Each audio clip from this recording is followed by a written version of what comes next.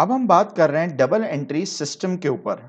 Double entry एक system है जिसके ऊपर पूरी अकाउंटिंग क्या कर रही है, बेस कर रही है। डबल एंट्री के अंदर दो बेसिक टर्म्स हैं, एक है डेबिट और एक है क्रेडिट।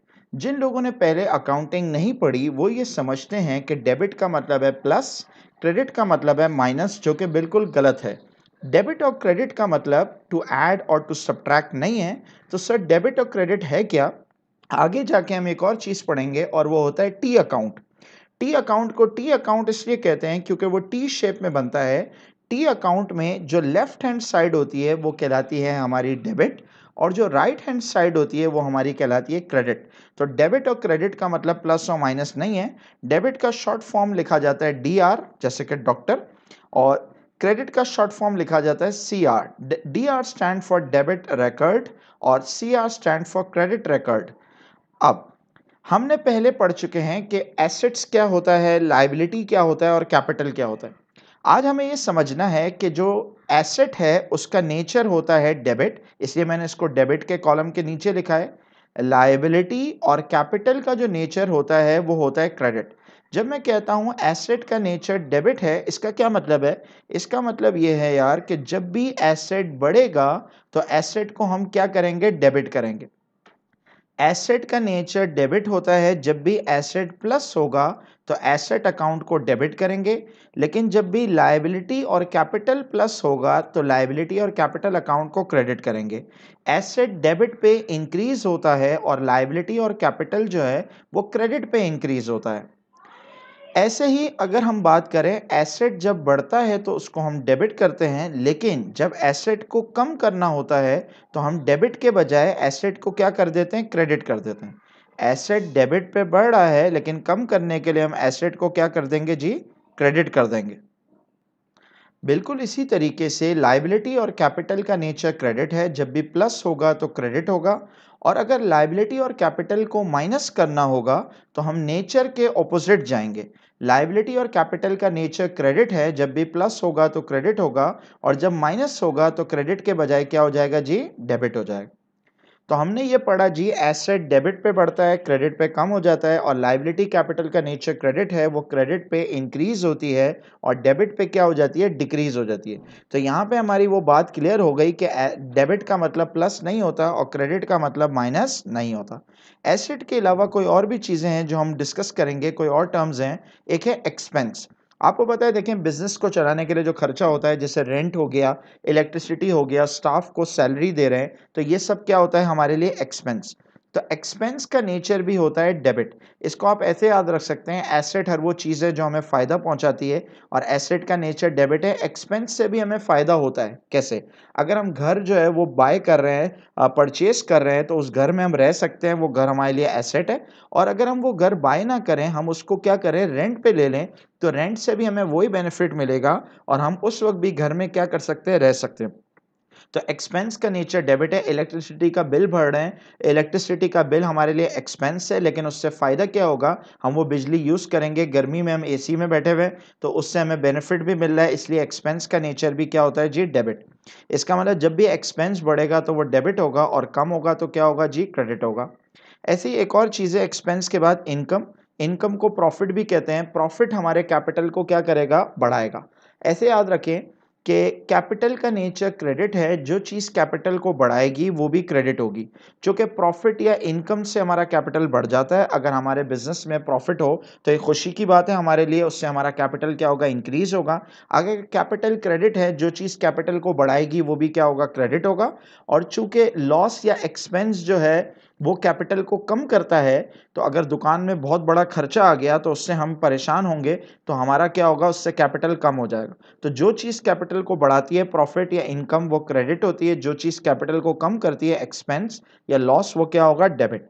एक आखिरी बात है इसके अंदर, और वो एक आखिरी टर्म है, और वो है ड्राइंग्स। ड्राइंग्स क्या होती है जी? ये वो ड्राइंग नहीं है जो बच्चे करते हैं। ड्राइंग का मतलब ये है कि जब हम अपने बिजनेस में से कोई चीज़ निकालें घर के इस्तेमाल के लिए तो वो क्या कहलाएगी ड्राइंग। हमने बिजनेस में से कैश निकाला और हम घर ले गए, घर के लिए हमने जो है वो कोई ग्रोसरीज बाय की या अपने बच्चों की स्कूल की फीस पे की बिजनेस में से पैसे निकाल के, तो वो बिजनेस का एक्सपेंस नहीं है, वो बिजनेस के लिए क्या कहलाएगी ड्राइंग कहलाएगी। बिजनेस में से चाहे आप कैश निकालें, चाहे आप चेक के थ्रू बैंक से पैसे निकालें या एटीएम के थ्रू, या आप बिजनेस में से गुड्स निकालें। हमारी दुकान है फॉर एग्जांपल मोबाइल फ़ोन्स की, हमने अपने लिए एक आईफ़ोन जो है वो प्रो निकाल लिया, आईफ़ोन 11, और वो जितने का हमने खरीदा था वो हमारे लिए क्या कहलाएगी ड्राइंग्स कहलाएगी। तो ड्राइंग का नेचर भी डेबिट होता है। ड्राइंग डेबिट क्यों होता है भाई? क्योंकि ड्राइंग से हमारा कैपिटल क्या होता है? कम होता है। कैपिटल का नेचर क्रेडिट है, हमने पढ़ा, जो चीज़ कैपिटल को कम करेगी उसका नेचर क्या होगा? डेबिट। अगर दुकान में से हम कैश निकालते जाएँ, बैंक में पैसा निकालते जाएँ, स्टॉक निकालते जाएँ, तो एक दिन ऐसा आएगा बिज़नेस में सारे एसेट्स क्या हो जाएँगे? खत्म हो जाएँगे और हमारा कैपिटल क्या होगा? खत्म हो जाएगा। तो जो चीज़ कैपिटल को कम करती है उसका नेचर क्या होगा? डेबिट। तो जी हमने ये बात की कि एसेट, एक्सपेंस और ड्राइंग एईडी, इसको आप ऐसे याद रख सकते हैं, अरब एमिरेट्स दिरहम। मैंने एक निमोनिक इसके लिए बनाया, एईडी, यूएई की जो आपकी करेंसी है एईडी, अरब एमिरेट्स दिरहम। एईडी जब भी बढ़ेगा वो डेबिट होगा। और दूसरा है LIC. LIC stand for life insurance company. जब भी लायबिलिटी, इनकम या कैपिटल बढ़ता है तो वो क्रेडिट होता है। जब भी एईडी, एसेट, एक्सपेंस या ड्राइंग बढ़ता है तो वो डेबिट होता है। बस ये याद रख लें, एईडी का नेचर डेबिट है, जब भी बढ़ेगा डेबिट, और कम करने के लिए क्या कर देंगे? क्रेडिट। ऐसे ही एलआईसी का नेचर क्रेडिट है, जब भी बढ़ेगा तो क्रेडिट, और अगर कम करना होगा तो क्रेडिट के बजाय क्या हो जाएगा जी? डेबिट हो जाएगा। एक और बहुत इंपॉर्टेंट हमारे पास एसेट है और उसका नाम है इन्वेंट्री। इन्वेंट्री को गुड्स भी कहते हैं, स्टॉक भी कहते हैं। जो नई टर्मिनोलॉजी हम यूज़ करते हैं वो है इन्वेंट्री। हमारी जिस चीज़ की शॉप है, जो गुड्स हमने खरीदी हैं with the intention of resale, वो क्या कहलाती है? हमारी इन्वेंट्री। अगर कपड़े की दुकान है तो कपड़ा इन्वेंट्री है, अगर जूतों की दुकान है, बाटा सर्विस, तो जूते क्या इन्वेंट्री है। अगर कंप्यूटर की शॉप है तो कंप्यूटर, लैपटॉप, गैजेट्स वो है इन्वेंट्री। अगर फर्नीचर का शोरूम है तो फर्नीचर क्या है? हमारे लिए इन्वेंट्री। और अगर हमारा गाड़ियों का शोरूम है तो गाड़ियाँ हमारे लिए क्या है? इन्वेंट्री। और अगर हम बैरिया टाउन है तो हमारे पास जो प्लॉट्स हैं और जो फ्लैट्स हैं वो हमारे लिए क्या है? इन्वेंट्री। अगर जो चीज़ हमने बेचने की नीयत से खरीदी वो क्या है? हमारे लिए इन्वेंट्री।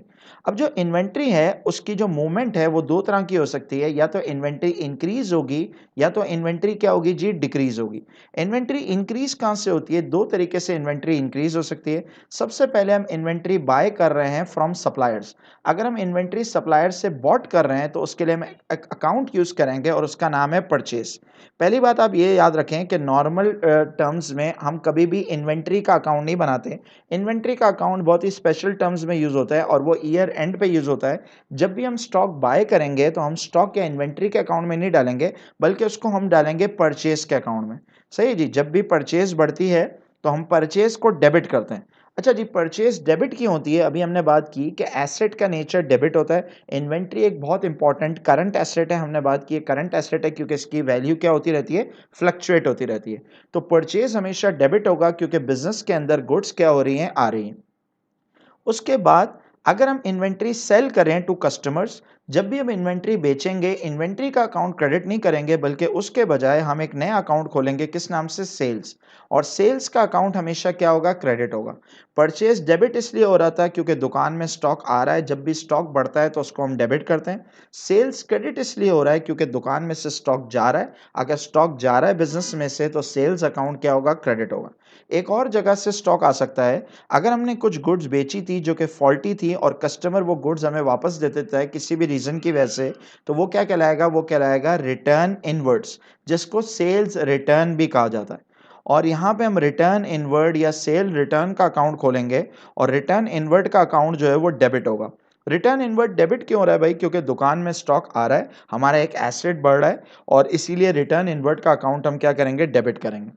और जब भी हम गुड्स बेचेंगे, सॉरी, जब भी हम गुड्स रिटर्न करेंगे अपने सप्लायर को, क्यों? क्योंकि गुड्स की ज़रूरत नहीं है या उसने गलत गुड्स भेज दिए हमें या वो फॉल्टी हैं, तो हम गुड्स रिटर्न करेंगे अपने सप्लायर को, ये कहलाएगा रिटर्न आउटवर्ड।